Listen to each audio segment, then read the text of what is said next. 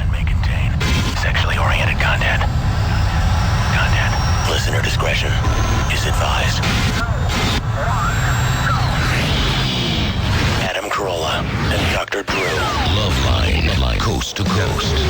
Hey, everybody. Loveline. I'm Adam Carolla. That's Dr. Drew. Phone number 1-800-LOVE-191. Dr. Drew, board-certified physician, addiction medicine specialist. And Drew. Yes, Adam. Just got off the plane in beautiful Burbank. Mm-hmm. That's smart since your radio station is by LAX. I know, Good but time. my car's in Burbank. Yeah. Oh, let's not. This is what I chose to do, Okay. Drew. It's my chosen profession. Yeah. I chose to captivate the people. Yes. And I'm standing by it. Okay. Okay. Wasn't Now, what I'm talking about. But what I want to talk about is a couple of things. First off, I always do this one, too. I don't make when I'm out of town, I don't make the distinction between L.A. and Burbank.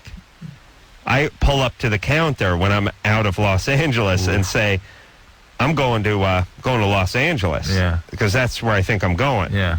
And they think I'm going to Burbank, and they would be right. Oof. But to me, it's all Los Angeles Right. When I'm out of town. Mm-hmm.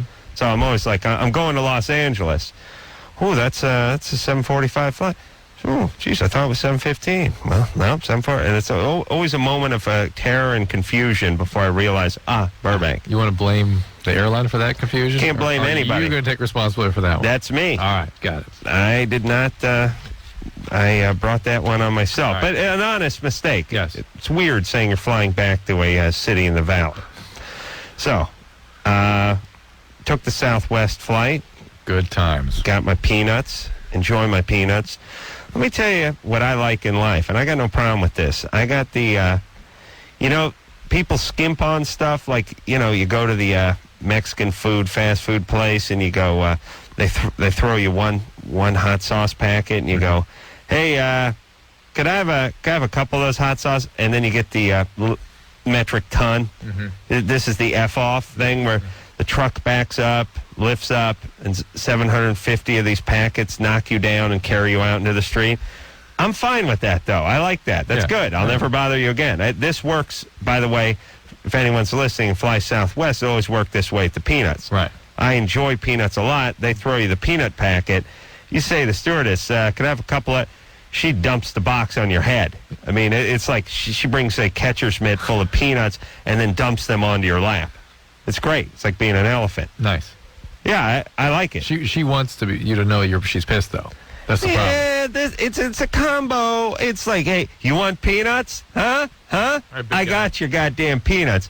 No, it's not really bad. It's just, here's a guy. I don't want you, if we circumnavigate the globe in this 737, I don't want you to ask me for a peanut ever again. Right. That's the amount of peanuts you get, and I'm fine with that. But the thing I want to ask you about, Drew, and it's something I found interesting, is a crowded flight. I'm sitting right in between two 200-plus pound guys, naturally boxed in between them. And the guy on the left is driving me nuts. He's a buddy of yours or just somebody you sat down next to? Two strangers. Okay. The guy on the right is reading his magazine and not making any noise, and the guy on the left is his skin is crawling. His foot is tapping, click, click, click, click, click. I can hear him breathing. People don't realize how much noise they make when they breathe. It's just... Oh, my God. And you know me. Yes, I know you. You know me. I got my hyper... vigilance. Hypervigilance. Yes. I notice I lock on my here's what my brain does. It just floats around like the top of an AWACS plane, like those radar planes. Beep, beep, beep, beep, beep, beep, beep. And then I look for things to latch onto. Beep, beep, beep, beep, beep. That's what I do. And this guy. His foot's tapping. And then he's doing a little bongo thing on his knee. He's nervous. He's flying. Yeah, that's what I'm thinking. And the guy's, he's a nervous flyer. Yeah. And that's what he's doing. He's fidgeting. But it's as if, it's like he has poison oak or something. Yeah, it's like when Drew flips the stick up the Post-it pads and drives me insane. And the guy just seems uncomfortable in his own skin. And I think he's a nervous flyer. So we take off, and we get more than halfway into the flight, and he's fidgeting. Mm-hmm. His foot's tapping. And it's not nervous fidgeting. He doesn't know it. It's involuntary. Mm-hmm. It's not... He doesn't look nervous. He looks uncomfortable in his skin. And And now I'm locked in on the guy. I'm trying to read my magazine, but I can't. I'm hearing the labored breathing, seeing the foot tapping, this, that, and the other. And then I realize this guy, he's a sober guy. It strikes me. This is how sober guys act. They're uncomfortable oftentimes, especially when you hold them down. They're great when they're moving around. They got a lot of energy. They got to have a cup of coffee in their hand. They got to have a cigarette in their hand. They got to have some dice in their hand. They got to be on their way somewhere or on their way back from somewhere. They don't hold still real good, sober guys. This is the sober guys I know. Well, here's what it is. There are, people who not good sobriety people that are abstinent but not well in the sobriety would behave like that, because addicts who are not using get what's called bored really easily, which means when they are about to have a feeling they don't like, they got to do something. They got to move. They got to go. Right. And this is that. He's having anxiety. He's having depression. Whatever it is. He doesn't like flying. He's got to do something. Got to do something. Got to do something. Yeah. Well, I don't think the guy was crawling the walls or anything. I just thought he reminded me of a friend of mine who's a sober guy who's got the same sort of fidget in his step, and I just started thinking, this guy's a programmer. That's all I could think. I mean, programmer, program guy. Yeah. He's a friend of Bill W's. And then I couldn't let that go. Now it was driving me insane. I was in worse shape than he was. Now I'm climbing the walls. Now I'm thinking, I got to ask this guy. I got to know. I got to know. He's sitting next to me. Meanwhile, I have not even said, pardon me, when I slid into my seat, not established eye contact with the guy. Oh, my God. Not had a word with this guy, and we're getting close to landing, and I realize I got to know now. I got to know. It's going to drive me wacko. Yeah. And he's fidgeting, he's doing his thing. So I strike up a conversation with the guy. I give that what line you in. You know what I mean? That's adult talk, by the way, kids. Yes. When you become adults, you males at least, when you become adults, you get into that, what do you do? It's a good icebreaker. What line you in, bub? So we start talking about work and that kind of stuff. Then the plane lands, and we're standing up, and I realize this is it. We're going our separate ways. I got to make my move now. So what'd you say? I asked him. What did you say? I asked him. I said, "You in the program? You a sober guy?" And he said, "Yeah, 5 years." And I just went, "Yeah, okay. Now I'm good. I can rest. I feel good now." But look at what else you might have been feeling from him too. It might not be just the physio. It's something else. Your radar picks up all kinds of stuff. Yeah, but it was curious because when the beverage cart came around, he ordered a water. And programmer guys get coffee and Coke constantly. I don't know these guys, especially when they're on the airplane, if they're feeling confined or nervous or whatever. Never known a guy to order, especially when you're talking freebies. Never known a guy to get a water. There's probably 3 guys on the whole plane that got a water.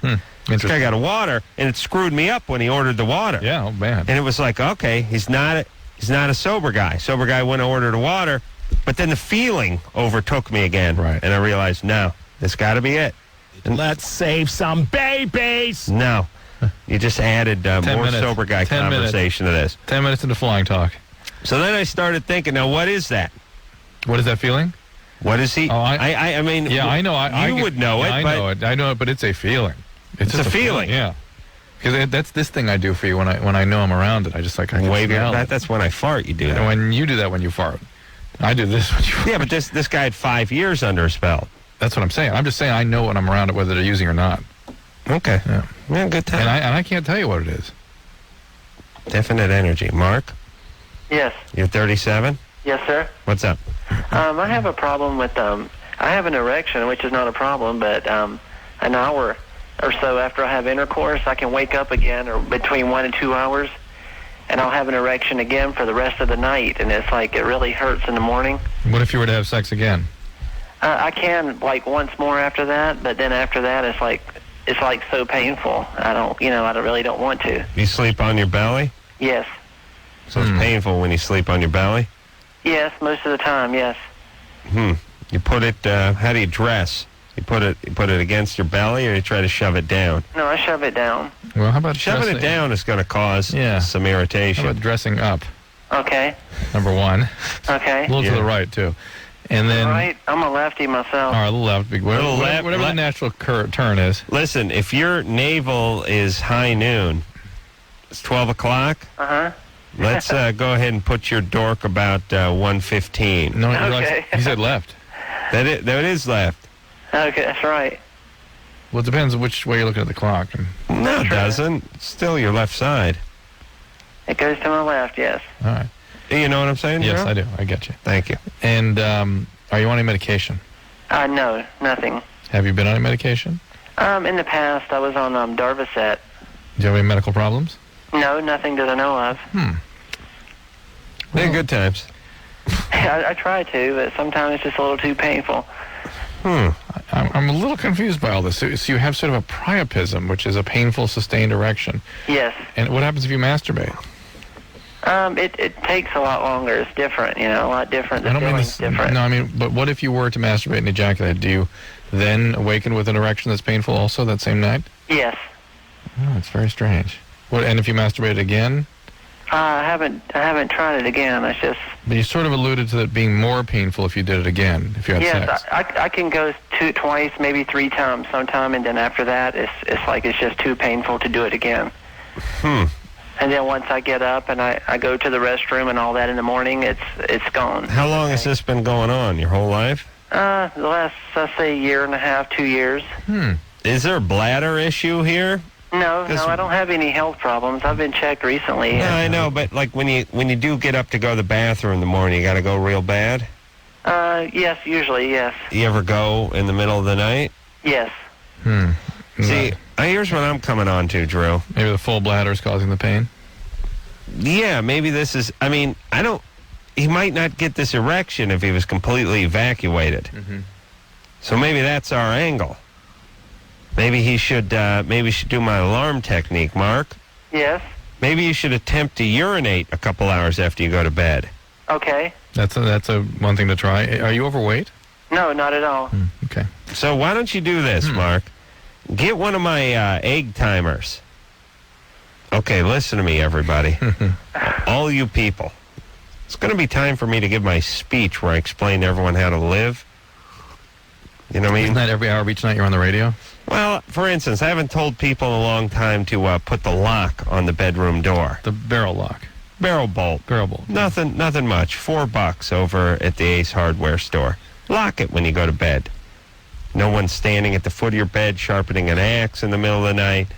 No kid brother doesn't catch you beating off or giving fellatio to your boyfriend.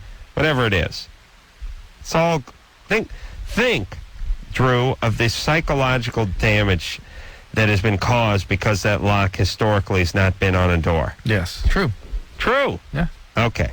Put that cheap lock on your door and lock it before you go to bed at night. And, guys, if you have a problem about wetting your bed or you get a boner and it's painful all night, get a little timer.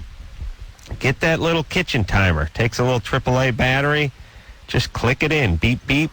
2 hours. It'll go off 2 hours after you go to bed, whenever that is. And this is the beauty. See, people say to me, well, why not just use an alarm clock? And the reason you can't just use an alarm clock is because the alarm clock doesn't know when you go to bed. What do you mean? You can't set an alarm clock. You could set it. You have to reset it every time you went down. Yeah, you could set it to go off at 3 a.m. every night, but on a weekend when you went to bed at 1:45 or 2 o'clock, it'd go off too early. Right. This is why you got to get this timer thing. And you should just use it for your regular alarm clock because there are many days, Drew, you get up at all different times, yes? Mm-hmm. Sometimes you got to catch a flight. Sometimes you get to sleep in a little. Then the weekend comes around. It's true. You're all over the place. All right. You do the math every night. Ching, ching, ching, ching, ching. And you know what I love? I love to make it. See, I end up late because I try to make it to the next hour. Do you know what I'm saying? Yes. Oh, I'm going to do 6 hours. No, it's going to be late. No, I'm going to do it. Psychologically, it's nice to see the 6 on there instead of the 5:39. James? Yeah, James. go ahead. Go ahead. All right. You go ahead. Yeah. I'm sorry. I've been seeing this girl for about 3 or 4 months. I'm 24. She's 25. And we've had sex pretty frequently. She always said no anal sex. She was very against that. Well, the other day, last week, I talked her into it. She said make sure to use a condom because she wanted to get a staph infection. And she said also make sure you use plenty of lubricant. Staph infection. Do you have staph on your penis? No, I don't know. I mean, Okay. I don't know too much. I've never done really anal sex with anybody. Okay. Well, I put on a condom. I put on plenty of lubricant, and I put my penis in her ass. And as soon as I did that, she started bawling. I mean, and she cried for a good. I took it out. She cried for a good 5-10 minutes after that. So, James, 24-year-old adult. Huh. Here's what I said. Put my penis in her ass. She said, I should balling. now don't be going there if you don't get no lube. I don't want to get no staph infection. Maybe she said, I don't want your staph in my... Crack. Yeah. Yeah. All right. But he put his penis in there. And she started crying, right, James? yeah, she started crying. All right. Now what? I don't know. That's what I was saying. Did I do All right. something wrong? Is something I could do next time to not make it as painful? What did you ask her that? She doesn't know. She's never done anything like that either. Well, is there going to be a next time? She just spent 10 minutes crying. Is she mad at you? She said no. She said she ain't mad at me, but she said she don't want to do it again. But All right. So why are you worrying? First time. Why are you worrying about it next time then? I think there may be a next time. Didn't she say there would be no next time? Yeah, but she said there'd never be a first time to begin with. James is diabolical. It's a mad scientist. But, James, you understand that the first time she said no, that was just on the hunch and the general suspicion that this may be very painful and uncomfortable. Now she knows the truth. It has been affirmed. You Is see, it supposed to be that painful for her, though? I mean, It can be for many people. Yes, it can be horrible. the point is you got no shot at doing this again, James, and you're only going to get yourself into trouble if you try, because the first argument was based on, hey, you know, Let's you try don't, it. you don't know, Yeah. you don't know. Now she knows. Now you're saying to her, I want to hurt you again. I don't care that it was exquisitely painful to you. I want to try it again. Think about all those things you tried once. I don't know why, but I'm thinking about the time I tried to, well, This should be it's good. something No. I'll never do Please. again. Yes, yes. I was, Oh, this is a vacuum cleaner in your penis? no, No. I was in my, I should have killed myself. I'm still angry at myself for not killing myself. Let's all share in this. I think I've told you this before. I when I lived in my apartment in North Hollywood, there was a small door that separated the kitchen from the living room, and had some bad apartment streamline casing that went around the door. It's just that door the molding that goes around the door hangs out on the top about 5/8 of an inch, but it's sort of rounded over and it's painted with high gloss enamel. Well, my buddy Chris grabbed that stuff with his fingers, and he, in the door jamb, and he slowly lifted his knees up to his chest, and then he walked his feet over between his arms and lowered himself back down, essentially A flip. taking his feet and Yeah. doing a flip, Yeah. all in a very slow way. I then decided this was something I needed to do. Oh, boy. And I grabbed onto the thing with my fingers on probably Are you doing both it sides this of the way door or jamb. This way. This way. Yeah, doing it this way. I know it's Palms great radio. Palms facing each other. Well, whichever way it is, you got to hang on to these things with Yes. your fingertips, and there's not much up there So to you were grab onto. upside down. And I was upside down, and I was at the point where I was putting my knees and my feet sort of threading them through me, Yes. and I've gotten through them, but then they got kind of caught up on the jam. Chris's arms, by the way, are abnormally long. Yeah, he's They're crazy no, my long. arms are long too. Not like his. His are strong. No, my arms are as long as his. Really? His ain't as strong. And I got this is all finger strength. I got my feet caught up like on the ceiling.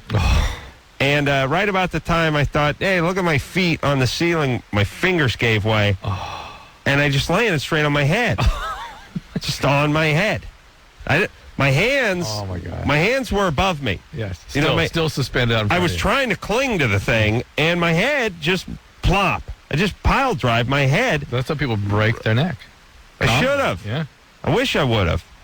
I took my head, and it was beautiful because the living room had carpet, and the kitchen had linoleum, and it had that bad aluminum threshold strip, and that's where my head landed, right on that metal strip. And I just plowed my head directly into the floor, and then my shoulder hit tenth of a second after that. Anyway, here's the point. Never going to do that again. Never. Couldn't talk me into it. There's not enough rosin for my fingertips, not enough weed in all of Jamaica, and if that were, and by not the way, enough money in Switzerland for me to do that again. If that were just generally about a 7 of things you were never going to try again, this one that this young lady just went through would still be around a 9 or a 10. Yeah. Yeah. Although, Drew, really picture putting your head about 4 feet above the ground. And your total body weight above you. Your feet on the ceiling and your hands next to your feet almost on the ceiling, and then just drop yourself on your head. On your head. And by the way, once you drop then, it's not like you just fall over on the carpet. There's a door jam and there's furniture around. Yeah, that was great. That's what happened to me, Drew. I got dropped on my head. Yeah, that makes sense now. She's not going to do it, James, so don't be a dick. James sounded like an idiot, didn't he? Yes. Let's go to break. Yeah? Yeah. Jesus. Oh, my shoulder still hurts. Neck and shoulder. Could have died, right? Oh, yeah. Could have at least Christopher Reeve. Yeah, absolutely. Easily. Thank you. We'll be back. In serious. Yeah? Here we are. All right. Hey, everybody. Anderson, how many times I got to tell you not to turn those mics on? Really, just let us be, please. Play a little music, and that's it. We're talking Oh, here we are again. Oh, damn. all right. Now you fake this out. Hey, Loveline, everybody. Phone number 1-800-LOVE-191. Now my neck and back, my head hurts now, Tom. And by the way, when telling that story where I fell on my head, Yeah. I wasn't 11. Right. I was 21. Right. Yeah. All right. Just want to make that clear to everybody. Is that to impress us that you could survive the head injury at 21 and the full impact of your body falling upon your head, or to impress us with the notion that a 21-year-old is doing flips in his door jam? Both impressive, mind you. Yeah. Well, it was a Friday. It was a weekend. It was slow. Yeah. John? Yeah. You're 17? Yep. What's up? Well, okay. Like, just maybe last week I've been noticing, like, a lot of, not a lot, but, like, a small patch of red irritation on my nutsack and a little bit on the shaft. Mm-hmm. And I haven't had sex for about 3 months. And the last 3 people I've had sex with were all virgins. Okay, so you have really? you probably have some yeast or fungus or something. Yeah, that's pretty good roll you're on there with the virgins. Only virgins. I'm a trustable person. Trustable. Yeah. And intelligent. On the nutsack. Girls find me warm. All right. Because the period when I didn't have much time. Like, I would be going to school, come home, go to work, and by the time I get home from work, I'm tired. I'm going to bed. So I didn't really have that much time to shower up and such. Okay, you got like a jock itch, basically. I don't know. All right. Well, Drew says jock itch. Try some of the other over-the-counter cream, like Lotrimin, something like that. See if that takes care. Now, what about not wearing underpants and wearing like the loose cargo shorts, getting the air going out? Air's through good. there? Cotton underwear is good too. Don't wear any underpants. Dry things out, dry it out with like a hair dryer. The yeast doesn't like. Yeah, There you go. that was the hair dryer going. The yeast doesn't like the dry. No, I'm Likes the wet. yeah. Don't wear the underpants. Wear the baggy pants and let things blow in the wind. Jeremy, Yeah, what's up? you're 26.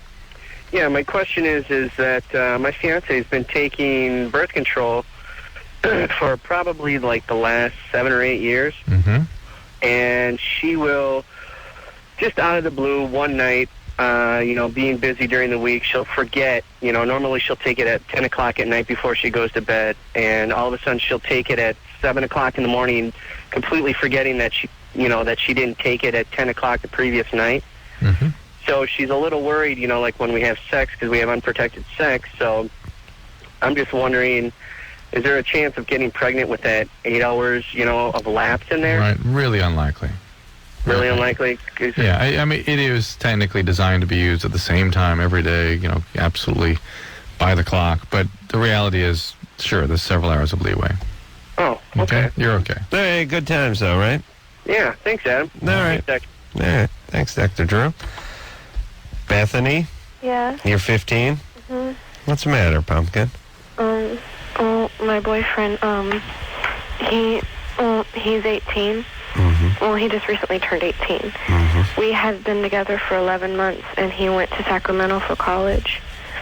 And he wanted to go on break because of it, because I guess he thought, because he wanted to be free or some stupid something. I don't know. Right. And I didn't understand, because, I mean, I don't know. This is why people under the age of 16 should not be in this kind of relationship, because your brain will not process that. The idea of his separateness, the idea of him being an adult, the idea of moving in and out of a relationship, these are things that your emotional brain does not process very well at the age of 16. I'll be 16 in 2 months. I know, but you're already into this, way into it at 14 or 15. 15. And here we are. This guy's doing what is absolutely normal and reasonable for an 18-year-old, and probably good for you, or undoubtedly good for you, which is that he's going to be in a social environment where he needs to sort of figure out who he is and date and do what's normal for an 18-year-old. To be locked into a relationship from now until God knows when is not normal and not good for you. Yeah. The problem is that... Well, you got, what are you, in the 10th grade? 11th. The letting go part at your age makes it very difficult and hard to process. You got 2 whole years of high school ahead of you to date whoever's in your high school. But that's the thing. I don't want them. I don't. You guys my age are stupid. Isn't that typical? No, it's because, we've even talked about getting together in the future still. It's just he said that he wants to see if there's... You know what? Don't think that way, Bethany. Do not think that way. It just keeps you sort of strung out on this guy. But... And really, you need to deal with the loss, get on with your life, take care of yourself. You really do. If you can't deal with it, I understand. Then go ahead and hold on to whatever hope you need to hold on to just to retain your sanity. But that's not healthy for you. Duh. It's just because I've been so depressed. Yeah. I can't stop eating, and I keep eating, and that's pretty... I'm really thin. I'm only 115 pounds. I'm 5'6". Well, good. You should be eating then. I don't know why. I have high metabolism or something. Yeah. Don't worry. You're 15. Yeah. But you'll be a tub of lard by the time you're 21. Stuffing all those feelings with food. Is there a way you can spend more time with your friends or do things you enjoy? There are things you can do that nurture you so you can begin to heal. Because I even used to cut myself. I know. And I stopped. I promised him, I promised myself that I wouldn't do it anymore, and I haven't for like 2 months now, and that's really good for me because it used to be every day on the same one. Drew, what if her and her friends all got together and worked on a giant quilt with his face on it? Would that be therapeutic? That's a good idea. Session. Yeah. What would they do with that quilt, though? Then they would tour the country with it, or they would tour it, and it would be like the AIDS quilt. Where's that AIDS quilt? It's touring the country. They put that away during the summer and then bust it out again when the barometer starts dropping. Hey, Bethany. Yeah? Yeah, you're cute, right? I guess. A lot of guys are into you. This is called life. That's However, it's a rite of passage. Wait a minute. Yes, it is, but if he... Huh? What was that? My friend is sneezing. I'm over at her house. But if some friend time. Good. That's all good. Good impulse. But if the depressions are so bad that you feel like you can't function or you want to hurt yourself, and if you are indeed a cutter, that really is a sign that you need professional help. I've tried, but all the therapists are so dumb.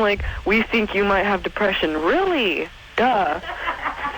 Shut up, Crystal. You're interfering with my phone call. Now, you get the different feel now, Adam? Yeah. What different feeling? I'm numb all the time. Yeah, that's true. What are you talking about? It's like the guys. No, forget it. So Bethany, look, they're not stupid. You do have depression. They may be able to help you. Take some help. You don't have to suffer. It's not important to suffer. It's not going to make things better. And as long as you don't get pregnant or kill yourself or get a bad tat, you're fine. And this is life, everybody. Yeah, but she's had a little more going on, a lot of cutting and stuff. It's not good. Yeah, that's true. Okay. Chad? Yeah. You're 25? Yeah. What's up? I was dating a girl for about a year and a half, and she's got 3 kids. And I broke up there kind of bluntly. I tossed her out of my house. And since then... What was she doing in your house? Well, she was living with me. How long had you dated before you ended up living with her? Only about 2 months. Why'd you toss her out? Because I was pretty much tired of her not working. She's got 3 kids. Isn't that enough? and I was paying for them too. Yeah, but 3 kids is a lot of work. Well, yeah, but I guess I wanted her to be a little more independent. When I met her, she told me she always worked and she always had a job. She was just in a bad spot. Yeah, but then she had the 3 kids. I mean, I'm sure she's a piece of work, but That's all with Shaz. It's true, but she's got the 3 kids. What's she supposed to do all day? Well, the kids are old enough to, I mean, they would stay home by themselves whenever we went out. So it's, really? How old are the kids? the oldest is 15. Oh. She was 33. They weren't my kids. Right. She was 33. Not very old. They still need parents around a lot. Right. All right. But 15. And I'm still, like, supporting her. I'm still paying her bills and stuff, and I kind of feel guilty if I don't because she can't do it. All right. Well, where's she living? She's living in some trailer right now. Oh, boy. And what bills are you paying? I paid her rent for the last 2 months. I paid her electric bills. Is she doing drugs or drinking? No. Not that I'm aware. How much is this totaling out to be a month? $600-700. All right. Well, you got to tell her that this is not going to go on. Set a limit. Tell her you're going to, you'll do it for 2 more months, six whatever. weeks, 8 weeks, whatever, and then make a firm date and cut it on that date. That's the time she has to get it together. You've sort of fulfilled your civic duty, right? You don't have any obligation to take care of her. In fact, you may be enabling her. She's not going to argue with it either until you actually cut it off, but then you'll have a date. Tell her to circle it on the calendar. And just tell her to get on her feet by then, or yeah, that's it. Or get some public support or something. Figure it out. Right. All right, Chad. Well, what do you think? 6 weeks? Give her 8 weeks. 8 weeks? Yeah. That's a lot of money for young Chad. What do you do for a living? I work for the Port Authority. Mm-hmm. That's a decent gig, right? Yeah, it's all right. What do you do there? Just maintenance. All right. A union gig? Yeah. All right. You're doing all right. Yeah. Give her 2 months. Yeah, I think so. All right. All right, thanks. Hey, good times, though, right? All right. Yeah. Listen, guys, don't get hooked up with the older chick with the 3 kids, unless you're in for good. Yeah, and you can afford it. It's not a hobby. You can't just sort of hang out with that chick. You're in or you're out.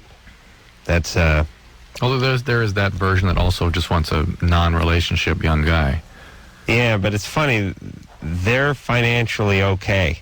Those because women, yeah. They had a bad marriage that went on, a loveless marriage that went on for too long, and they're getting alimony. Mm-hmm. Mm-hmm. Mm-hmm. Mm-hmm. Mm-hmm. I saw the, I don't know why, but I was thinking, it just made me think of this. I was watching, 2020 last week, because every Friday night, that's what I do. Sit home, get drunk, and watch TV. Mm-hmm. And I was watching... the woman did an interview, Barbara Walters did an interview with the woman who married Lyle Menendez. Oh, yeah. Maybe it was Lyle. Right. What's the other one, Ron? I just remember that one of the Menendez wives was going to be interviewed. Yeah. Both of them got married in the joint. Yeah. It's funny. They got a little picture, little mural of like Hawaii that they stand in front of, and they get to wear civvy clothes, For the ceremony. Yeah. They get to take a little picture. It's fantastic. And, what are the 2 Menendez boys? Lyle and Ron? That's not Lyle. Lyle and Eric. Eric, that's right. And both married. I think one of them got divorced. By the way, that's tough when you're in prison. You get married in the joint and divorced in the joint. It's like, what happened? And we weren't spending enough time together. The sex had dried up. I was in the joint. I was being raped. Jesus Christ. But anyway, you can get married when you're in the joint, and he did, and they were, interviewing her, and she seemed relatively sane. But she was one of these women, by the way, who had just been in a crappy relationship for 10 years, and now not gonna put her heart out on her sleeve anymore. She's a married guy in the joint. Not going to get cheated on, not going to get dumped, not going to get broken up with. Yeah, it's going to be contained. And he's going to write 750 love letters a day. And... he's an asshole. He's an asshole who can't act out his assholishness. She gets both. She gets the best of both worlds. I like the Menendez brothers. I don't think they're assholes. No, you know what I'm saying? Oh, yeah. She needs to be with a bad guy. I'd let these guys out tomorrow if it was up to me. Oh, I understand that the parents deserved what the Menendez brothers delivered as far as you're concerned. Of course they deserved it. But they had to have. But think who these guys are in the real world, having been so roundly abused like that. All right, but now they've been in the joint for like 13 years. Oh, yeah, that'll season them nicely. Well, listen, their guys have done worse things or who are worse people. They gotten out earlier than they did. I'm saying let out the Menendez brothers. I got no problem with them. Sounds like you want to marry him, maybe. I like the, well, Ron. One of them's cute. Yeah, they're both kind of hunky. And you know what? Prison is pretty good as far as aging goes. Because when you're on the outside, I mean, think about how you age as a male. Oh. Like these guys went in when they were like 19 or 20, right? They've been in for like 13 years. I've seen my friends fall apart like a bad American car in that time period. Think about all the booze, all the weed, all the bad relationships. The stress and lack of working out. How about just the sun? Yeah. Do you know what I'm saying? Yeah. You're eating fast food. Mm-hmm. You're getting beaten down by the sun. You're doing a bunch of drugs and booze. You're stressed out from work. You're in the joint. These guys in the joint, they look perfect. They never see any sunlight. Work out all the time. They just do push-ups and sit in the dark. They're like mushrooms. These kids look great. Dry anal rape. Mushrooms. They really do. They look hot. I'd like to get my hands on one of them Menendi.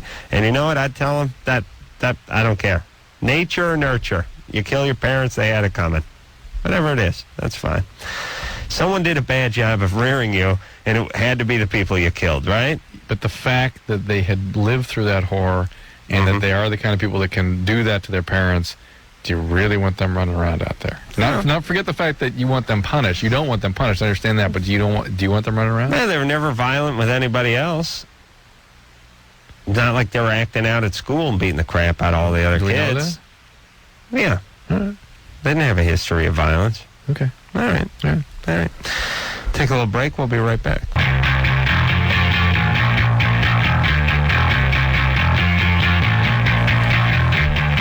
There you go, Loveline. I'm Adam. There's Dr. Drew. Phone number 1-800-LOVE-191. I get a lot of sort of standard Loveline calls tonight. It's nice. Classic Loveline calls. What'd you say? Yeah. Erectile problems, painful erections, little... Yeah, we don't have to work that hard. Birth control pill questions. That's nice. Do the show in our sleep. Yo. All right. Good Charlotte in here on Sunday. Henry Rollins next week. Always a delight to see Henry. Josh? Yep. 17? Yep. What's up? Okay. This really sucks for me, but I'm a virgin, and the thing is girls are willing to go all the way with me, and I'm willing to, but right when I get to the point, the past 2 times, it's been like, hey, I'm working up to it, I'm about to lose my virginity, and it goes away and does not come back. The erection. Yeah. Hang on one second. Adam and I need to confer. Is he a virgin? Doesn't sound like No, so are you ever wrong about that? I'm never wrong about the guys who I think aren't virgins, but I don't know about the guys. I think he's making this call up. It's a viable call. Yeah. But I think he's a non-virgin making up a call. Josh. Yeah. We're not getting virgin in your voice. Here's something really weird that I can tell you. Ever since about my freshman year in high school, I've been telling people that I wasn't, and I think I kind of convinced myself at one point that I wasn't, but I really am. I think there's like 3 people that actually know that I'm actually a virgin. Maybe convince his vocal cords, too. So you've done everything else and been at the point of penetration but never been able to succeed because you lose your erection. Exactly. Have you gotten a fair amount of BJs in your day? Yeah, absolutely. Yeah. Yeah. All right. Does he give? I get a guy. Hold on there, Anderson. I get the voice of a man whose penis has been in the mouth of a vagina. So you understand? Of a vagina. Of a vagina. At the threshold. No, I don't know that I can make a distinction between the guys who are virgins. I know the guys who are inexperienced. Okay. If he's getting a lot of BJs, that's going to make him sound experienced. What would say 5 BJs equals 1 vaginal penetration? It's really... What is the exchange, the BJ exchange? 5-1. 5-1, that's what I thought. Whatever the euro is to the pound. Yeah. So, no, what I mean is, Drew, though, is I hear and you hear experience in Josh's voice, and he's been with many women and has much experience, and that's what we're here, even though technically a virgin. All right, Josh, are you on any medication? I take Adderall. All right, well, that can screw with your erectile function. That's so bad. Yeah. So, do you put a condom on before you penetrate? Yeah, like the first time I actually got the condom on, and then Adam, I swear to God, this invention is crying our name. The condom loader? Yes. Something just hang on the wall and just walk up and push against and boom. Yeah, just a hole in the wall, depression in the wall. Mm-hmm. Josh? Yeah. Here's what you need to do. Yeah. Why were you laughing? Because y'all are funny. I love y'all. I listen to y'all like every night. You're like one of my heroes. That's a good answer, brother. That's a damn fine answer. Anderson's shaking his head. Thank you, buddy. Look, here's what you got to do. Go down to the gay bar, reach into the bottomless fishbowl of condoms they always put at the end of the bar, bring them home, and practice getting an erection, then putting the condom on, and then beating yourself into orgasm while the condom is on. When you can master that, then you can be with a woman. Yeah. Thank you. You will have a trained penis at that point. Hey, real quick, as far as the voice goes, I was going to ask maybe if he gives a lot of oral, because maybe the juices from the girl actually changes the vocal cords. No. It's a chi that flows from the penis. But it's an interesting, retarded hypothesis that Anderson has come up with. That's a joke, too. Yeah. Really? How dare he? Listen, I just enjoy not laughing at Anderson's jokes for a change. Lauren? Hi.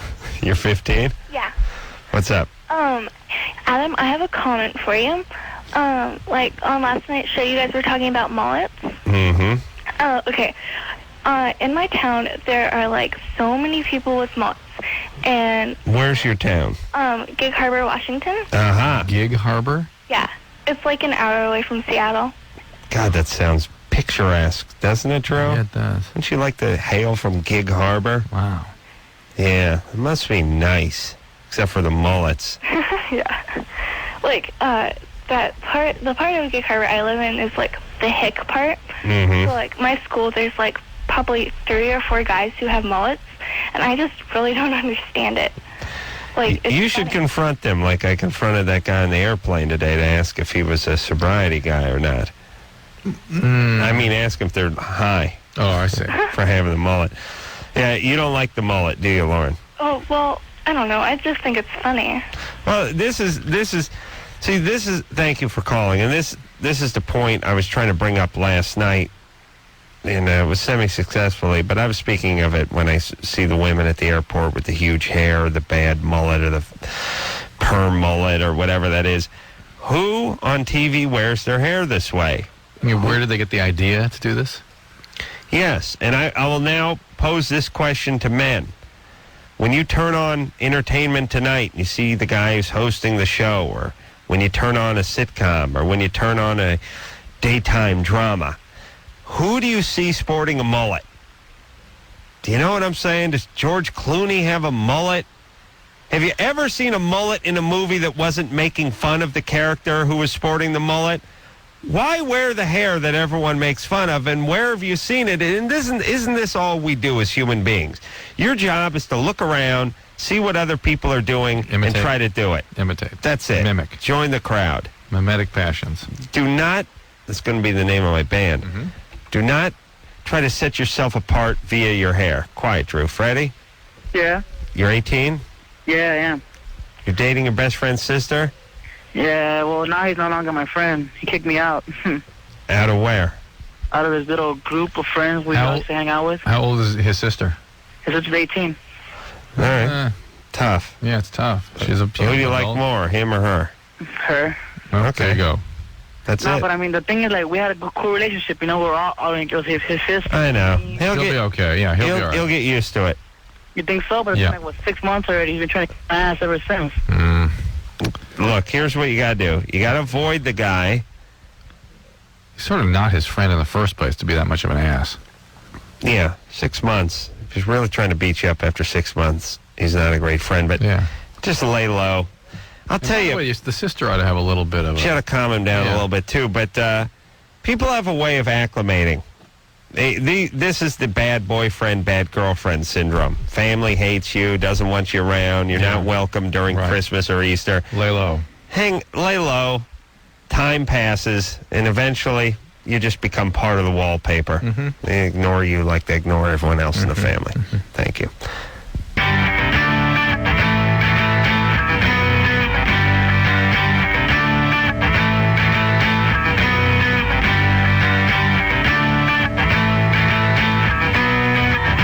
Hey, yo. Loveline, I'm Adam. There's Drew over there. Thursday, yes? Yes. All righty. Let's, phone number, 1-800-LOVE-191, and it's back to the phones we go. Speak to Adam, he's 21. He's in the Marines. He's going to war. Adam? I'm here. You're out at 29 Palms? That's right. Good time. Motivate. I didn't say I'm going. There's just good chance I might be. You know what I'm going to do for the city of 29 Palms? I'm going to plant one more palm tree so you guys can finally get over the hump and make it to 30 palms. Thanks a lot. That's just outside of Palm Springs? About an hour north. About an hour north. And that's where you guys do your desert training? Right. That's our little Afghanistan over there, Drew. That's our little Iraq. Interesting. Yeah. And you don't know anything, but it looks like maybe you're heading overseas? Yeah, maybe. When do you find out? We won't find out till right before. When you say right before, do they mean couple days? Right. What are you guys working on now? Training. Just run around the desert? Right. Good times. What kind of equipment do you work on? Infantry. So you're just running and shooting and running? Pretty much. So you're just a grunt, huh? Yeah. And any specialize in anything other than shooting? Shooting? No, not really. Just shooting. What are you guys using, that M16? Yeah. Seems like we've been using that one for a while. Here's what I'd like to do. I'm going to go over to 29 Palms. I'm going to plant that palm tree. I'm going to get to 30 palms. Then I'm going to add one number to the M16. Get the M17 going. Start turning to the M17. All right. You got a girlfriend? Yeah. And you want to tell her you love her? Maybe. You think it'd be a good idea? How long have you been with her? Yes. How long have you been with her? About 4 months. Right. I don't think it's a good idea because I think it greatly increases the chance of you being shot when you're overseas. Yeah, you tell her you love her, you ship. Then that means you ship out the next day, and that means friendly fire 2 days after you land. No, not all right. Yeah. Now you don't have to worry about the enemy. That's the beauty of this country. We're such colossal ass kickers in this country. We only really worry about shooting ourselves. We go overseas and kill more of our own boys than those guys ever even dreamt of killing. So worry about friendly fire, number one. If I were you, I would lose the camouflage garb they give you and make my own jumpsuit out of American flag. That's number one. Actually, I'd use the gay flag on the front. The rainbow flag? Rainbow flag on the front. It's very, very colorful, and it's slimming. Because you do it vertically, Drew. Okay, got it. And I would do the American flag on the back, and I would paint my my helmet Caltrans orange. Because really, I really would do this. Wouldn't you do this if you had to go to war? You know, there's a much greater chance of you getting shot by your own men. I would much rather identify myself to my own troops than blend in with the desert. Blending in from the desert just means someone got their coordinates off a little, and a Comanche helicopter puts a couple of rounds into you. Well, listen, Adam. Adam doesn't sound amused or impressed by any of my music. He's a very colorful fellow already. That's what I like. Adam, do you love her? I think I do. Do you want to stay in this relationship even while you're away? I mean, come back to this?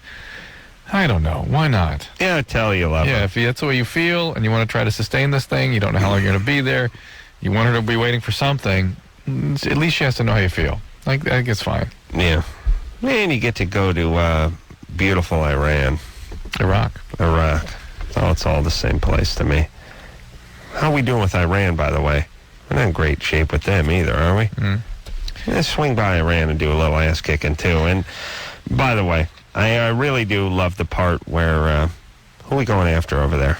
Castro? Idi Amin? Hussein. I love it when Saddam, they do those speeches where they go, of course, we do not want war. We do not want bloodshed. But if you want to start a war with this country and open the gates to hell, then you should feel the wrath of our mighty sword. And say, really? It'd be fun watching that tape after the war when we do the tally. See, you guys had 500,000 guys give up. We killed 500,000 guys. Then we killed 26 of our own guys when a Jeep mistakenly backed over one of the landmines we'd placed. There you go. That's pretty much tally. That's opening up the gates to hell. So be it. I wish the Germans and the Japs would have opened up the gates to hell. We probably would have saved a hell of a lot of guys. Instead, they just fought to the death. What's up there, Drew? I was just thinking, did you see one of the headlines, I think it was yesterday, where one of the foreign ministers of Iraq suggested that Saddam Hussein and President Bush have a duel? And that'd be the answer to this problem? That'd be my suggestion, too, if I was going to get my ass kicked. Yeah, and do it the manly way. Sure, why not? We got an overwhelming majority of men and firepower. And plus, those guys are such pussies over there. They end up just giving up immediately. Just give up. I mean, look, the Japanese were outmanned on all those Philippine islands and stuff. They wore a diaper and fought in a diaper. Jumping off of cliffs, making themselves into human booby traps, strapping grenades to themselves and just doing the bonsai charges at night, kamikazes. The guys in the countries we're fighting now, they're pussies. They just give up. Come on. What happened to you guys? You don't want to see Allah? Come on. We'll show you the way. We got a nice big Allah train. It's leaving the station. Come on. Get on board. That's right. Last stop, 72 virgins. Come on, fellas. Climb on. Plenty of room. Christina? Hello? You're 30? Hi, yeah. What's up? My question's for Dr. Drew. My boyfriend and I have been together, it'll be like 9 months on the 18th, and he's kind of large endowed, and after we have sex, I get dry heaves, and I want to know, he read something, and he said it's because he hits, like, up in you, and it kind of makes you like as if you were seasick, but I want to know if there's something wrong with me, or if that's normal, or what causes the dry heaves after we have sex. Sometimes if there's an infection or a cyst that can trigger that kind of thing, it's sort of a visceral reaction to the viscera being stirred. How big a guy is he? I'd say like 12 inches. He's pretty large. Yeah. Drew. Yeah. How much would you bet that it was under 10? Do you think? Yeah. I never really got like out and measured it, but it's... Women have zero ability to estimate size. How would 12? Well, even at 10, whatever size it is, I don't like it could be 10. This is why they can't parallel park. What is from like your wrist to your elbow? On an average guy? Yeah. Wrist to elbow. I don't know. It's about 12 inches? Yeah. Maybe a little more in my case, but about 12 inches. Okay, from a wrist to the elbow distance. Krista, is that how big he is? From the wrist to the elbow? Yeah. Yeah, I guess not that long, no. Okay. And that's on Krista, which is probably 10 inches. Shorter than us. Yeah. So it's under 10 inches now. But it's big. Like I said, he's large, but that's not even the issue. I just want to know if that's what's causing because it hits up in my body somewhere, if that's what's causing the dry heaves. Well, if his size is the reason that's happening, it is an issue, isn't it? Yeah. Well, she wants to know if that's why it's happening. Well, it's not that simple. Yes, that your viscera can be sort of affected by something pushing up against them, yes. And or it can be a sign that there's an infection or a cyst that's ruptured there also. Right. Whether or not it's just merely his size or really that's your sensitivity, I can't tell. But when was the last time you had a pelvic exam? I'm regular. My last one came out fine. When was that? I'm probably about due. It's been about 6 months. All right. Well, why don't you get that checked out? Because it's not a normal reaction, regardless of his size. Now, just get in a position where depth is controlled by you. Yeah, I thought about that too. In fact, we just talked about that. We tried to call you last night when he was here, but we couldn't get through. Where's he now? Having a statue made in his honor? No? He's talking to kids about penis size? No. Lecture circuit? Where is he? He's at home. He's asleep. Okay. Scared straight. All right there, buddy gal. All right. You're fine. Just don't let him get too deep. Yeah, he's nice. I mean, I didn't mean or anything, but... No, I trust you. He sounds like a decent guy. I'd like to kill him. All right, let's talk to... Troy. Yeah. Troy? Hey there. Hey there. 20 years of age. What's up? Yeah, very long-time listener, first-time caller. Great. Well, the thing is I met a girl online, and I've been out of work, and so I was just messing around and started talking to this girl, and we got to talking on the phone and stuff, and tonight we actually met. Uh-huh. And she had actually sent me a picture of her, and she was, the perfect, size 2, perfect girl. And so I was a little skeptical of that. And then she finally told me about a week later that she wasn't that skinny.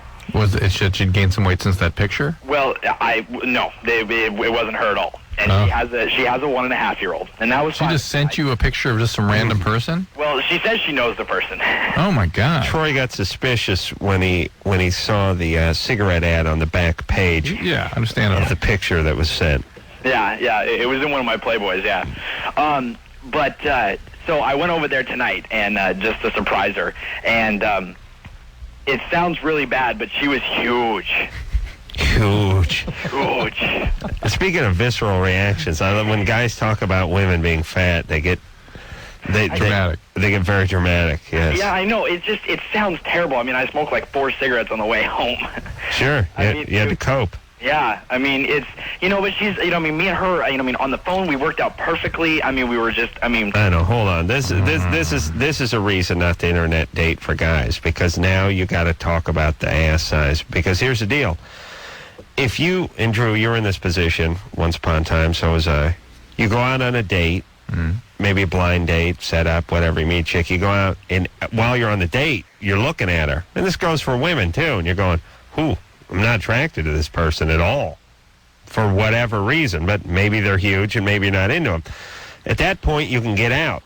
And you don't talk about their wide ass as the reason you got out. You say, I just didn't feel the chemistry. We weren't clicking. Yeah. You're Gemini. I'm Sagittarius. Plus, in the meantime, you haven't logged 100 man-hours of conversation. Right. You don't have a relationship. Now you're looking at a picture of a hot chick who's not her. You're talking about, now, as a guy, it's BS the other way, right? Right. Oh, man, we're kindred spirits. We think alike. We're both into animal rights. He's probably getting on board with crap that he's not even interested in, and talking about how they're soulmates. And now what? Well, I don't know what to do. And That's right. Sound like an ass. I mean, I'm not that kind of guy where I just don't like a person because how they look. But let's put it this way: you didn't think you were that kind of guy. Well, yeah. You are that kind of guy. I know, and that's sad. But that's you. All right, nothing you can do. Don't string her along. Just kind of wrap it up, and that's that. Yeah. Right. All right, thanks, guys. I mean, when do you talk to her next? Yeah. All right. Thanks. When? Oh, it'll probably be tomorrow night. You going to see her? Or? No, I'm going to talk to her. Nightly conversations are happening. Just call me. Okay. So. Yeah. Here's the deal with this kind of stuff. You just start weaning people off of your wiener. They call, and the first time they call, you call them back, but you call them back like a day later. Yeah. Remember that move? Oh, yeah. Remember when people doing that to you? Yeah, delaying. You delay. Yeah. And it starts to give people that idea, and then you make a little excuse about why you can't get together, and the next time you call them back, it's like 3 days later. Yeah. But our callers, that heats them up. True. It surprised me, or at least interested me, how different men and women are in perceptions of these things. And coincidentally, I'm helping out with a survey that's going to run in USA Weekend on September 29th. Is that right? I guess it's already part of it already ran October 6th and October 13th. where people can sort of fill out this questionnaire. We're going to figure out, measure some of the differences between male-female perceptions of one another. Yeah. Oh, that's, you're saving the world. Yeah. That's great. What are they paying you for that? Nothing. Really? Yeah. That's why you don't got any money, Drew. I don't ask for money for stuff. You got to ask for money. Yeah. Did this show for 10 years for free. See how stupid that was. Then you ran into me. Yeah. Now you're making cash register. Now you're making the big bucks. That's right. And do I ever get a kickback? No, not from Drew. Rachel? Yeah? You're 22? Yep. What's up? George Clooney had a mullet in Attack of the Killer Tomatoes 2. Right, but what year was that? I don't know, like in the 80s or 90s. Yeah, he also had, and it's sort of funny. He had abbreviated mullet when he was in the Facts of Life in the later years. Yeah. Remember that? Yeah, so that's probably what the people are watching. They're just watching old reruns and going, dang, George Clooney's hot. Yeah, he's cool. He was on the newsstand today. Oh, look, he had a mullet.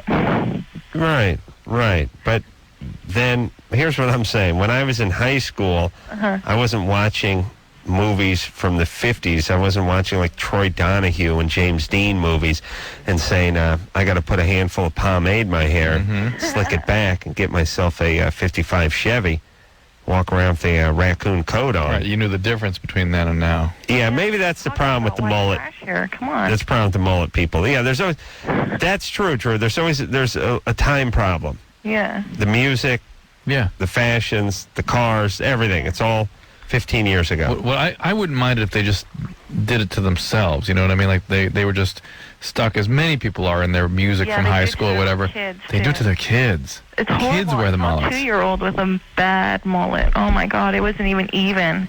Bad. I know one of the reasons I know I'm going to be a horrible parent is whenever I see my nephew and his hair's all curly and out of control, I always just say to my sister, "Why don't you just get one of those clippers, just buzz his hair?" She's like, "That would look horrible." And I'm like, "Who cares? He's 4." No, I can't do that to him. Sure you can. Just buzz his head about once every 4 to 6 months. He doesn't get any lice or anything in there. It's all good. Your sister's going to have a 3rd child. Another boy. I know. By the way, That's why I got to keep working. Didn't tell me that. Didn't tell you that? No. Figured you'd find out sooner or later. God. Yeah, she's going to have a bunch of boys. But great-looking kids. Yeah. I saw Dad marching after him. Oh, yeah. I didn't meet him, but I could identify him by how you described him. Christoph? Brother-in-law? Skinny guy? German. Did he look German? Oh, yeah. You can always tell the Germans because they wear weird frames on their glasses. Yes. And weird sandals. What's up with that? That's a weird culture, those Germans, you know. You know, if you live in Germany and you live in an apartment building and you have like a wind chime on your balcony or a hummingbird feeder, someone will report you. It's real uptight that way. But then they wear these crazy frames on their glasses and crazy sandals. It's like some kind of compensation. Remember when Mike Myers used to do that skit on Saturday Night Live, Dieter? Yeah. My brother-in-law's like Dieter. Oh, yes. Rachel? Yeah. You're, anyway, what's up? Mullet? Yeah. Thanks, baby. Okay. Yeah, good times. Bye. All right. But listen, I can't talk about my sister, my brother-in-law, or their kids or anything on the air anymore because their jack-off friends get to them and they always spin it. Adam said that your kid's father was Hitler. And that you called his sister Ava Braun. Your sister seems great, by the way. I'm dying to sit down and talk to her about her perceptions of your childhood. No. Oh yeah, I know you want to make sure that doesn't happen. But I think it'd be very interesting. Idiots. Wouldn't that be interesting? I'm just thinking about those pussies that got to go tell people stuff. I heard your brother talking on the radio. It's like people talking about bachelor parties. You pussies. Just kill yourselves, you pussies. John?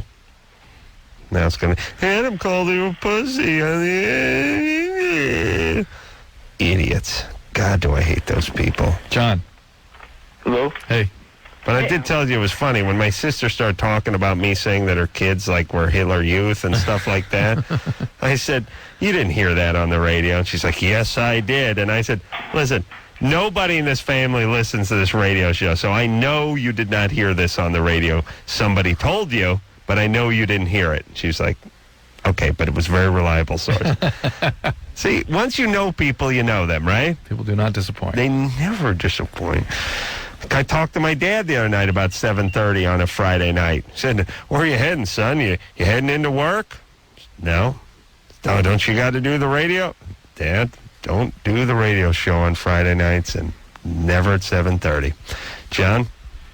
Hey, hello. 15? Yeah. What's up? You're awesome, man. Good times. Yeah. I was just wondering, you just got married, right? Mm-hmm. Congratulations. Mm-hmm. You know how you made that promise to bang all them chicks, take their virginity? Mm-hmm. Mm-hmm. Mm-hmm. Does she care about that? Of course not. No, but I'll tell you why. Because I explained to her that my work is important to me and that it must continue. Well, especially something you committed to before the marriage. She can't expect you to abort that. Right. Yeah. We don't know how- carved that out of the prenup, by the way. Oh, man. Mm-hmm. Yeah, I told you. I yelled. I've already yelled at your wife about the phone message you have at your mutual house now. Yeah. I want a kind, nice Lynette voice answering your goddamn phone. I don't want, "Hey, this is Adam. Leave a message." I know I'm going to have to do something about that because I got home from Vegas tonight and had 9 messages, and the fifth, no, just one, but that was too much. The fifth one's like, "Hi, Lynette, this is Wendy," and I'm like, I can't do this. I can't write this down. What you're I saying gotta do is something. Yeah, well, to do something is rather than change the message, rather than set up a phone system, you're going to get 2 lines. You got to get 2 lines. Is that what I got to do? No, that's what you're going to do. That's not what you should do. You should. No, you can't. You don't want to come home every day and listen to like 5 of your message and 5 of someone else's message, and then write stuff down, and then people get mad. You didn't say. No, she said. No, you told me. That's ridiculous. If you have enough money, you get a second line, you right? have to do what every man Even Ann does. is shaking her head. You have to relinquish your phone to her. No way. That's my number. That's my number. It's my number. She got to get a number. Hi, this is Adam. Please leave a message. You know how long it took me to come up with that? I bet it was really quite a struggle. Oh yeah, creative genius, I tell you. Yeah, Drew, you don't have the same line as your wife, do you? She takes care of the home phone. That's good. You don't have any male friends. You don't have anyone who would call you who didn't have to go through her first, do you? Who would call you? No friends, no guys. She doesn't allow that. No, that's forbidden. Verboten. That's verboten. All right, let's take a little break. We'll come back with more of your questions after this.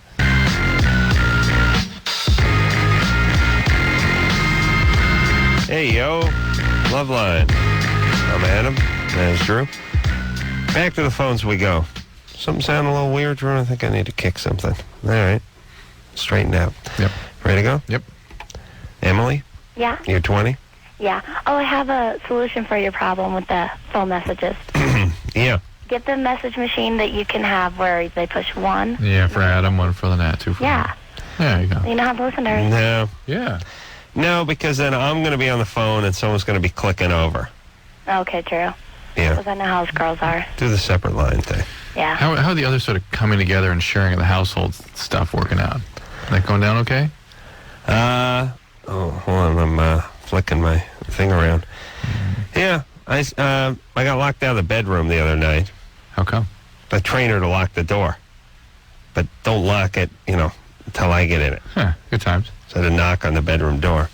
Heard a little scrambling, a window open and closed. I was going to say, Serge wasn't trying to tell you something? Then I heard what I thought was a big block Chevy fire up down the street and take off. I'm sure it wasn't connected. No, it couldn't have been connected. She did seem a little flustered.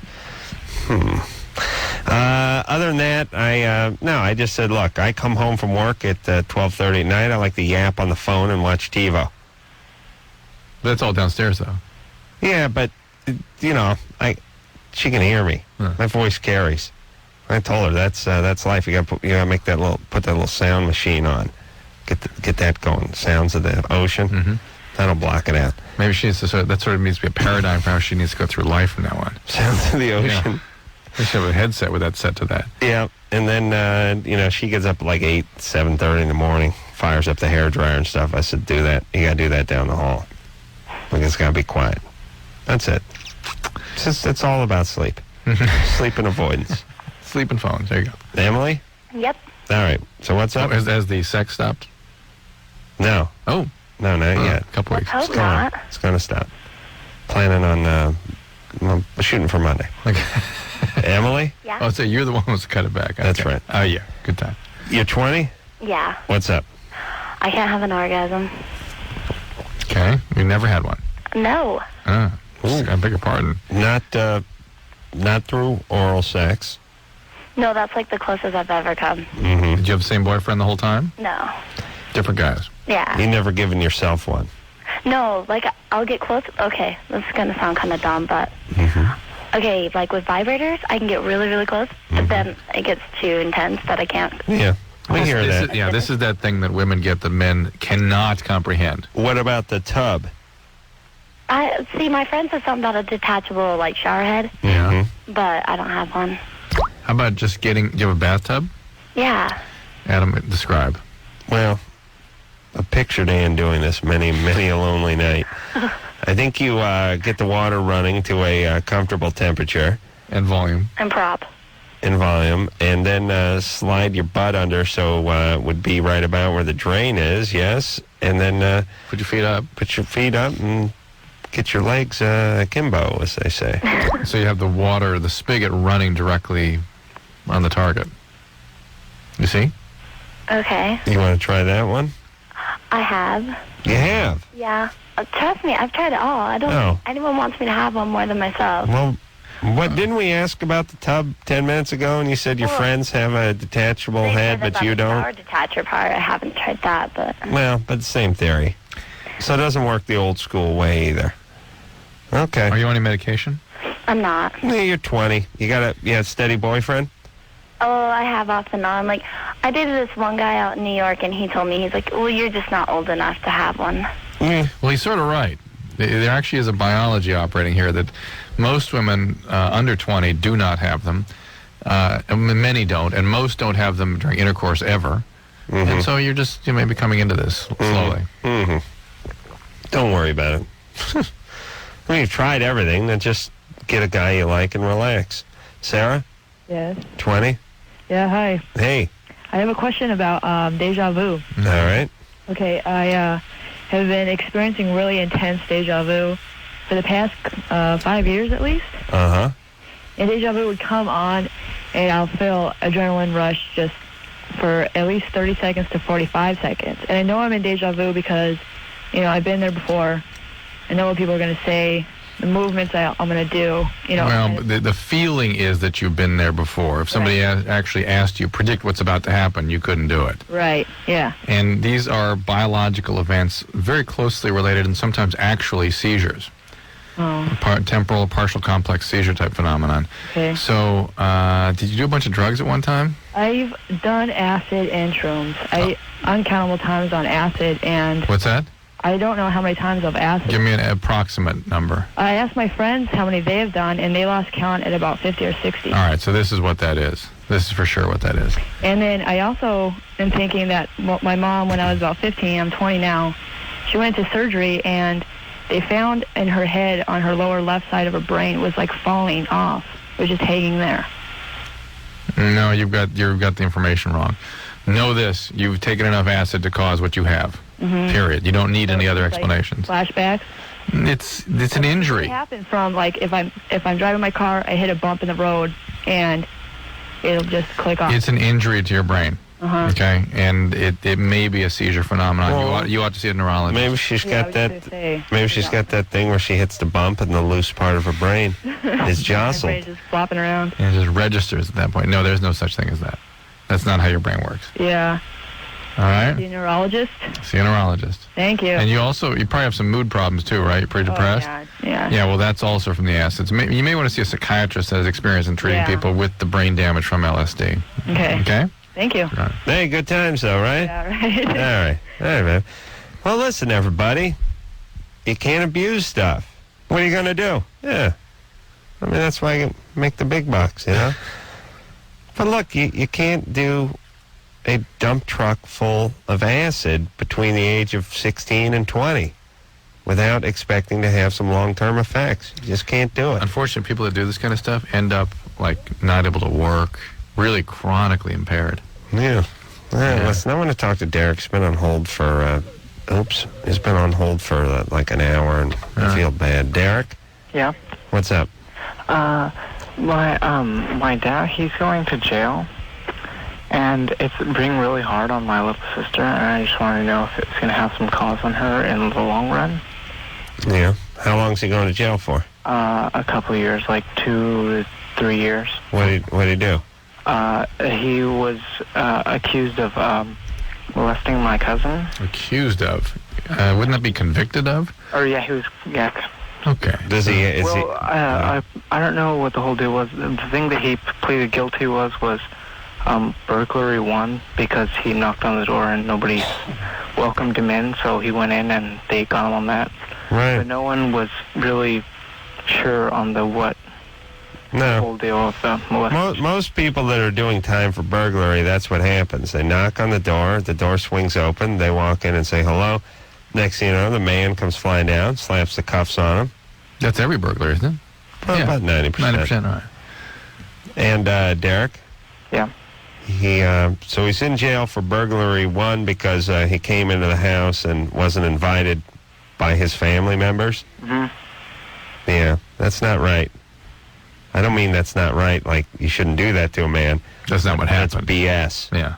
Yeah. I don't know if you believe it. Do you believe that, or you just want us to believe? Burglary 1, but there was still the whole other molestation that went on later. Listen, Derek, your dad has done a lot of bad stuff, and he's been convicted. It's so bad that he's like making deal bargains. Yeah. Well, this isn't the first time. It happened a long time ago, but like it didn't. There nothing ever came out of it. It was just kind of like. Stop defending, Derek. Get in reality. Huh? Get in reality. What do you mean? Oh no, I totally kind of think that my dad totally did it, but. Well, your dad's a bad guy. Yeah. Yeah. Okay. Let's start with that. That's fine. A lot of guys have bad dads. Right. But you can't get on in your life if you don't address reality. If you're trying to whitewash reality and present it to different people or to yourself. I'm just trying to look at all perspectives of it. I'm more towards lenient of he did it. Well, but the perspective is, here's the reality. Your dad's a bad guy. That affects your sister. Mm-hmm. Him being abandoning and not available because he's going to jail because he's a bad guy affects your sister. Mm-hmm. That's him. It's who he is that's affecting your sister. The consequence of his behaviors, the way he conducts himself. Well, he's not such, he has like his bad times where he gets like mad at everybody. And No. What? No, I'm not saying. I'm saying, When he gets like everybody, how does he behave? It's just he gets mad over little things. And what does he do? Doesn't, like, hit anybody. What does he do? Huh? Oh, just like his tone of voice gets like really like angry, and he'll like. Why would his uncle or his brother? Why would or who convicted him? Somebody. My uncle, but it was my mom's brother. Yeah, they convicted him for going into the house. Mm. Yeah, he's a bad guy, your dad. Mm-hmm. Fine. Now he's going to be out of the picture for a while. How old's your sister? My little sister, she's 10. Okay. 11. So now you got to be there for her. Keep an eye on her. Yeah. And make sure she doesn't get involved with bad guys, which is what she'll be prone to do. Right. Derek, I'm sorry you got to go through this yourself. You're the man of the house now, unfortunately. And you got to look after your sister, and you got to look after yourself, too, because it's not easy on you. It's got to be awfully weird when Dad's going to the pokey, especially when it's he's been accused of diddling someone who's in the family. Yeah. It's going to cause a little bad blood in the family, I'm guessing. It's a bigger faux pas than not paying back a loan or putting a dent in someone's car. Maybe, by the way, why the brother-in-law is kind of upset. May have something to do with it. Well, it's just, I know, when you're out back barbecuing, you invite someone over, and they knock on the front door, and you can't hear them because you got that Bobby McFerrin song cranked up, that Don't Worry song, and then the guy lets himself in, but maybe doesn't wipe his feet. I'd be pretty pissed, too. Well, especially the point where she's banging your daughter. Oh, and that part, yeah. And that, too. Should we take a break, Drew? I think so. All right, we'll do that. We'll be right back. Yo, Loveline. I'm Adam. That's Drew. Going to hop back on the phones because that's what we get paid to do, Drew. Right on, Master. Shannon? Hi. 18? Yeah. Mm-hmm. Yeah, I have a question. I'm 5 feet tall and I weigh about 100 pounds. Mm-hmm. And I'm dating a guy who's about 6'2", 170, and he's quite big in the penile region. Yeah. And nice. when I'm on top... That's nice. I like that small girl, big penis thing. I see. Well, that's what you aim for, to make your penis look bigger. Absolutely. I see. Okay, got it. Well, if you're a guy who's 6'2" and 180 pounds, that might not be a huge guy. But if you stuff yourself into a Miata and take the top down, you look like a big guy in that car, right? Nice. That's what I want to. That's why they lowered all the door jams and the Western scenes and all. Yeah, it made John Wayne seem taller. Got it. Shannon? Yeah, well, anyways, I mean, he's about 8 inches. And when I'm on top, I tend to bleed after we have sex. Good times. And I don't know if this is because I'm on the shot, and he may be loosening some of the that is basically. blood. Yes, that is why, basically. Yeah, okay, Yes. so... Is it hurt you? Are you in pain? It did once, Yeah. but we've kind of fixed that. How did you So fix if I start to feel pain, we stop. So you have like a high sign or something? Excuse me? Yeah, how do you know? Well, Like, if it hurts, I stop. okay. Pretty much. But I was wondering if there's any other positions we can do where he won't penetrate as deeply. Reverse cowgirl, wheelbarrow. Yeah, I figured you'd say wheelbarrow. You haven't told us yet what you're doing. Excuse me? She's getting on top. That's what she said that? Yeah, I was on top, and... This is the Love Grommet. I could have moved a few of those units tonight, Drew. Yeah, Love Grommet and condom loader. Oh, I mean, seriously, the world needs those things. I think a Love Grommet does exist. You could probably find it over the internet. It's probably not called the Love Grommet, but it's a round thing. Looks like a batting donut, or it just looks like a regular donut for people who know what a batting donut is.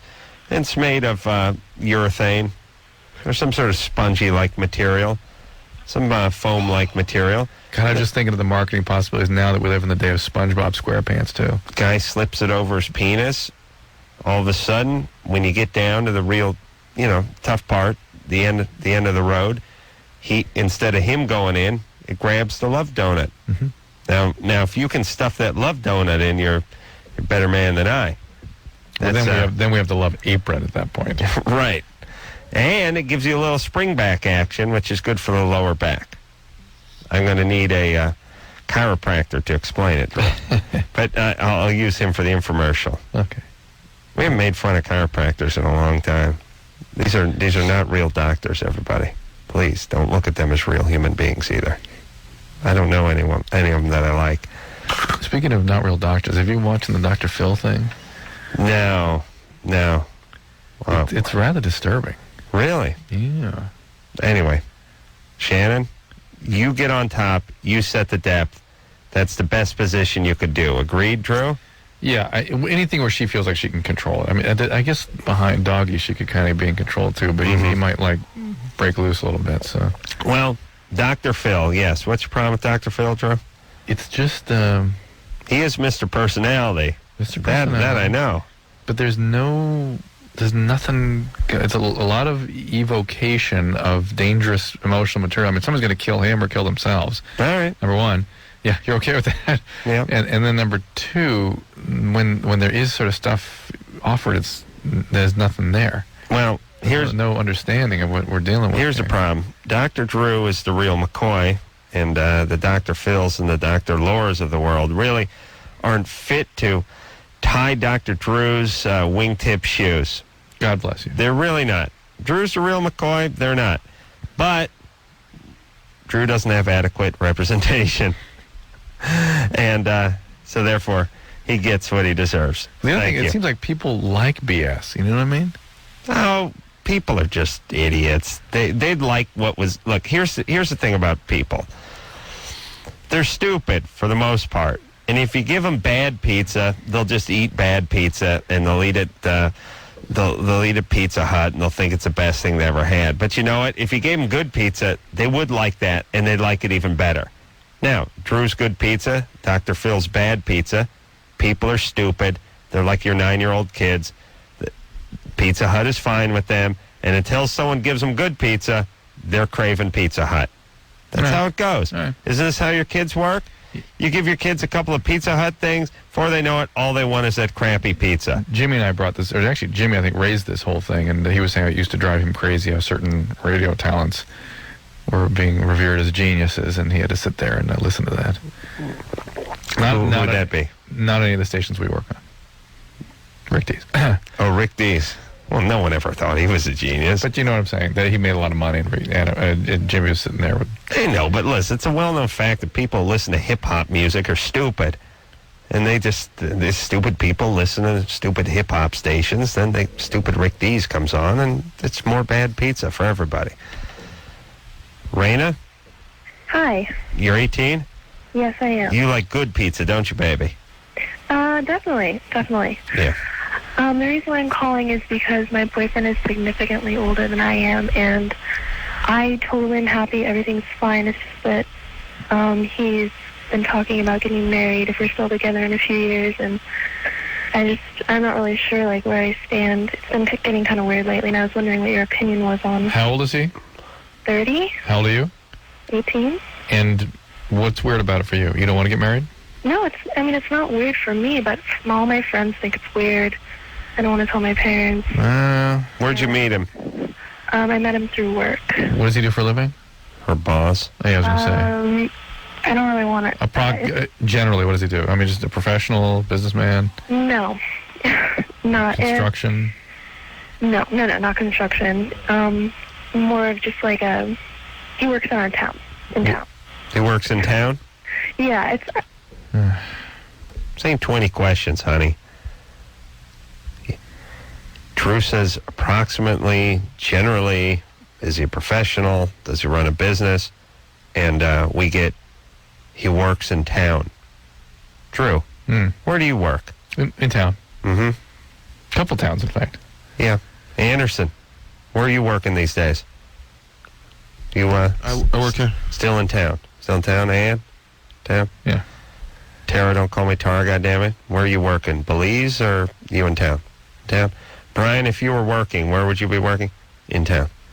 So that narrows it down to everybody in this goddamn room. Okay. Raina, you got to hang on for a while now because you need to be punished. And you severely. own a ranch in Ojai? In town. Sam, 17. Idiots. Hello. Hey, Sam, what's up? Hey, I was just wondering if meditation would help have sex longer. What? Premeditation? How long? Not premeditation, just meditation. How long do you go before you ejaculate? 10 minutes. That's not really premature. Then you ain't. If you think you got it, you're not doing 10 minutes. If you think you got a problem, it's more like 2.5. 10 minutes? No. I don't know. 10 minutes is a long time. It's short. 10 minutes is long? Yeah. You're not doing 10 minutes. Well, then I must be. Yeah, you're right. You're probably 2 minutes, but it feels like 10 minutes.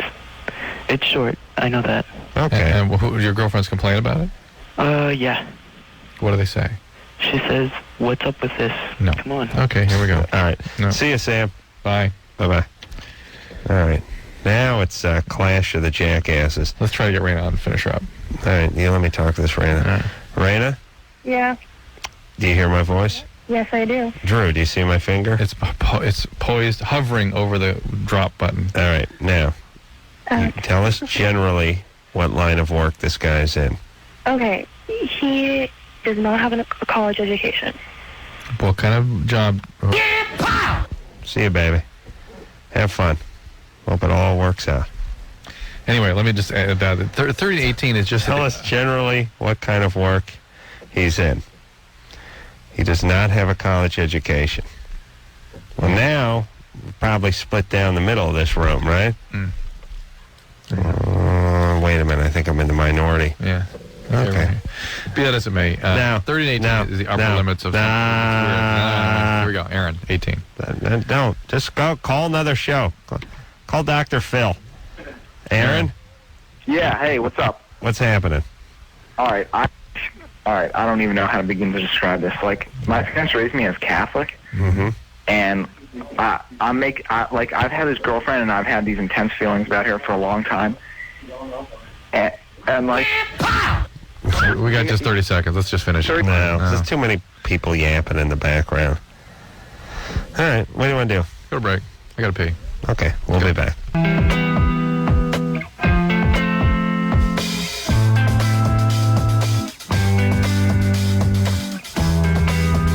Hey, everybody. That's the show, as the show always is, and we will not alter it. Not matter for you or anybody else, or any of you publicists who are not listening right now because you're all on your backs, you filthy whores, all of you, all of you. Oh, you horrible publicists. Horrible people. Yes. So, I want to give some thanks where thanks are due. First, I want to thank Brian for doing a great job on the phones, the coffee, and the water all week long, and reminding me that Deuce Daly was never on the show. He's, in fact, a running back for Philadelphia, and we had someone who sounded like that on this show. I want to thank Tara, don't call me Tara, goddammit, for bringing her mediocre attitude into the studio night after night. It's been upgraded to mediocre. You should be happy about that. Bad to mediocre. I'm just saying upgraded. It's good. Could have been lower mediocre, but it's mediocre. She's pissed now. That's it. Now we're going to pay. Could slide. And doing a good job on the coffee and water as well as the phones. And, of course, producer Ann for putting her feminine stink not only on the show, but on Drew's trapezoid muscles as we speak, giving him a big rub down. Producer's vastly overrated. Right. But booking all kinds of great guests and really blossoming into a beautiful, beautiful woman.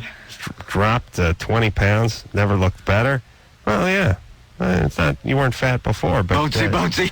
It's really coming together, whatever's going on.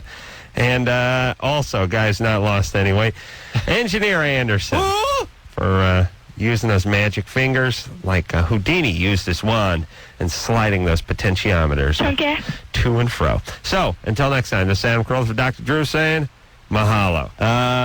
Hold on, I'm flicking my thing around. This has been Loveline.